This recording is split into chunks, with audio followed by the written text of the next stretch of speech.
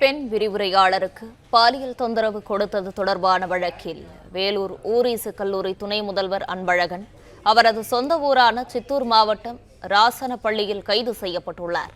இது குறித்தான விவரங்களோடு இணைகிறார் செய்தியாளர் சேதுராம். சேதுராம், வணக்கம். இது குறித்தான கூடுதல் விவரங்களை வழங்கலாம்.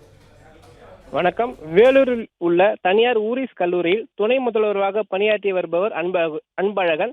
இவர் அதே கல்லூரியில் பணியாற்றும் 37 வயதுடைய திருமணமாகாத பெண் கௌரவ விரிவுரையாளருக்கு பாலியல் தொல்லை கொடுத்ததாக வேலூர் மாவட்ட கண்காணிப்பாளர் மதிவாணனிடம் புகார் மனு ஒன்றை அளித்தார்.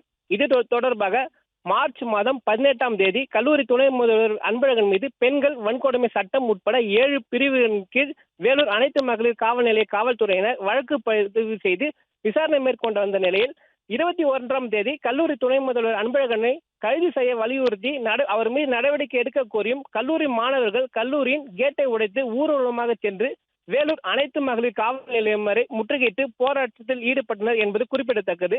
இந்நிலையில் அன்பழகனின் சொந்த ஊரான ஆந்திர மாநிலம் சித்தூர் மாவட்டம் ராசனப்பள்ளியில் வைத்து வேலூர் போலீசார் கைது செய்த நிலையில் அவரை வேலூருக்கு அழைத்து வரப்பட்டு விசாரணை மேற்கொள்ள உள்ளனர். அவரிடம் விவரங்களுக்கு நன்றி சேதுரா. பிளே ஸ்டோர் மற்றும் ஆப் ஸ்டோரில் இருந்து பாலிமர் செயலியை QR கோடு மூலம் பதிவிறக்கம் செய்யுங்கள். செய்திகளை உடனுக்குடன் பெறுங்கள்.